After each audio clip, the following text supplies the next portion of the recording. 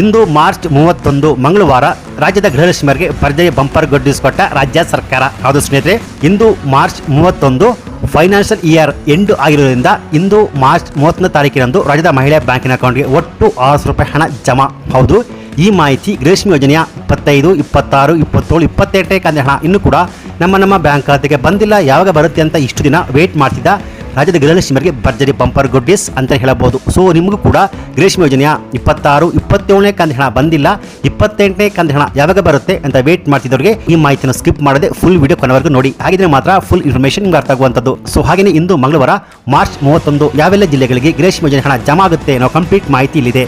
So ಬನ್ನಿ ವಿಡಿಯೋವನ್ನು ಶುರು ಮಾಡೋಣ.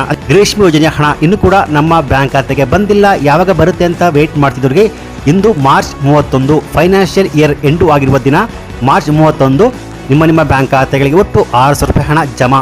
ಹೌದು, ಇಲ್ಲಿ ಕೆಲವೊಂದು ಮಹಿಳೆಯರಿಗೆ ಇನ್ನೂ ಕೂಡ 26, 27ನೇ ಕಂತಿನ ಹಣ ಬಂದಿಲ್ಲ ಅಂತಿದ್ದವರಿಗೆ ಇವತ್ತು 100% ನಿಮ್ಮ ಬ್ಯಾಂಕ್ ಖಾತೆಗಳಿಗೆ ಒಟ್ಟು 600 ರೂಪಾಯಿ ಹಣ ಜಮಾ. ಹೌದು, 26, 27, 28. ಹೌದು, ಒಟ್ಟು ಮಹಿಳೆ ಬ್ಯಾಂಕಿನ ಅಕೌಂಟ್ಗೆ ಜನವರಿ 27ನೇ ಕಂತಿನ ಹಣ, ಹಾಗೆಯೇ ಫೆಬ್ರವರಿ, ಮಾರ್ಚ್ ಒಟ್ಟು 28, 29 ಪ್ಲಸ್ ಕಳೆದ ವರ್ಷದ 2025ರ ಫೆಬ್ರವರಿ ಮತ್ತು ಮಾರ್ಚ್ ಒಟ್ಟು 4 ಕಂತುಗಳು ಒಟ್ಟು 8,000 ರೂಪಾಯಿ ಮಹಿಳಾ ಬ್ಯಾಂಕಿನ ಅಕೌಂಟ್ಗೆ ಇನ್ನೂ ಕೂಡ ಜಮಾ ಆಗಿಲ್ಲ. ಸೊ ಹಾಗಾಗಿ ಇಂದು ಫೈನಾನ್ಷಿಯಲ್ ಇಯರ್ ಎಂಡ್ ಆಗಿರೋದ್ರಿಂದ ಮಾರ್ಚ್ 31 ಇಂದು ಕಡ್ಡಾಯವಾಗಿ ರಾಜ್ಯದ ಮಹಿಳಾ ಬ್ಯಾಂಕಿನ ಅಕೌಂಟ್ಗೆ ಒಟ್ಟು 600 ರೂಪಾಯಿ ಹಣ ಜಮಾ ಆಗಲೇಬೇಕು. ಅಂದರೆ ಜನವರಿ ಮತ್ತು ಫೆಬ್ರವರಿ ಹಾಗೂ ಮಾರ್ಚ್ ಕಂತಿನ ಹಣ ಇಂದು 100% ನಿಮ್ಮ ಬ್ಯಾಂಕ್ ಖಾತೆಗಳಿಗೆ ಜಮಾ ಆಗಲೇಬೇಕು. ಯಾಕೆಂದ್ರೆ ಇವಾಗ ರಾಜ್ಯ ಸರ್ಕಾರ ಈ ವರ್ಷದ ಫೈನಾನ್ಸ್ ಇಯರ್ ಎಂಡ್ ಆಗಿರುತ್ತೆ, ಈ ವರ್ಷದ ಎಲ್ಲ ಕಂತುಗಳನ್ನು ಮಹಿಳಾ ಬ್ಯಾಂಕಿನ ಅಕೌಂಟ್ಗೆ ಜಮಾ ಮಾಡಲೇಬೇಕು ಸ್ನೇಹಿತರೆ. ಸೊ ಒಂದು ವೇಳೆ ನಿಮ್ಮ ಬ್ಯಾಂಕ್ ಖಾತೆಗಳಿಗೂ ಹಳೆಯ ಕಂತುಗಳು ಬಂದಿಲ್ಲ ಅಂದರೆ ಇವತ್ತು 100% ನಿಮ್ಮ ಬ್ಯಾಂಕ್ ಖಾತೆಗಳಿಗೆ ಎಲ್ಲ ಕಂತುಗಳು ಹಣ 100% ಜಮಾ ಆಗುತ್ತೆ.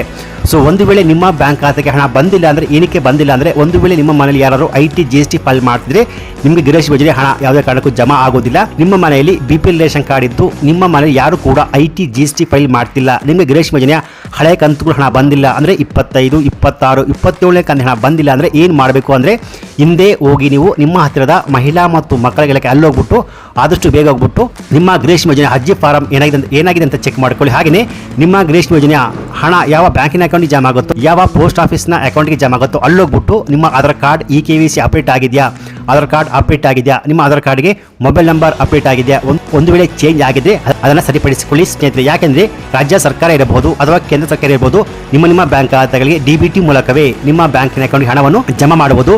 ಸೊ ಇಲ್ಲಿ ಕಡ್ಡಾಯವಾಗಿ ನಿಮ್ಮ ಆಧಾರ್ ಕಾರ್ಡ್ಗೆ ಮೊಬೈಲ್ ನಂಬರ್ ಲಿಂಕ್ ಮಾಡಿರಬೇಕು. ಆ ಮೊಬೈಲ್ ನಂಬರು ನಿಮ್ಮ ಬ್ಯಾಂಕಿನ ಅಕೌಂಟ್ಗೆ ಅಥವಾ ಪೋಸ್ಟ್ ಆಫೀಸ್ ಲಿಂಕ್ ಆಗಿರಬೇಕು. ಈ ಮೊಬೈಲ್ ನಂಬರ್ ಮೂಲಕವೇ ಕೇಂದ್ರ ಅಥವಾ ರಾಜ್ಯ ಸರ್ಕಾರ DBT ಮೂಲಕ ನಿಮ್ಮ ಬ್ಯಾಂಕಿನ ಅಕೌಂಟ್ಗೆ ಹಣವನ್ನು ಬಿಡುಗಡೆ ಮಾಡುವುದು. ಸೊ ಹೀಗಾಗಿ ಪ್ರತಿಯೊಬ್ಬ ಮಹಿಳೆ ಕೂಡ ಆದಷ್ಟು ಬೇಗ ನಿಮ್ಮ ಆಧಾರ್ ಕಾರ್ಡ್ KYC ಅಪ್ಡೇಟ್ ಆಗಿದೆ ಅಂತ ಚೆಕ್ ಮಾಡಿ